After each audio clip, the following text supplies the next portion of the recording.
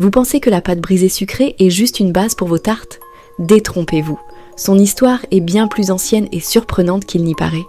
La pâte brisée sucrée, ce délicieux mélange de farine, de beurre et de sucre, est un pilier de la pâtisserie française. Mais d'où vient-elle exactement ? Son histoire remonte au Moyen-Âge, une époque où les cuisiniers utilisaient déjà des pâtes rudimentaires pour envelopper viande et fruits. À cette époque, la pâte n'était pas destinée à être mangée, mais plutôt à protéger les aliments pendant la cuisson. C'est au XVIIe siècle que les choses commencent à changer. Grâce à l'évolution des techniques et à l'introduction du sucre en pâtisserie, les boulangers perfectionnent la pâte, lui donnant une texture plus fine et un goût plus agréable. Mais c'est au XVIIIe siècle que la pâte brisée sucrée, telle qu'on la connaît aujourd'hui, voit le jour. Avec l'essor des pâtisseries en France, cette pâte devient incontournable pour réaliser des tartes et des desserts raffinés. Elle est appréciée pour sa texture friable, son léger croquant et sa douceur parfaitement équilibrée. Aujourd'hui encore, elle est la base de nombreuses recettes emblématiques.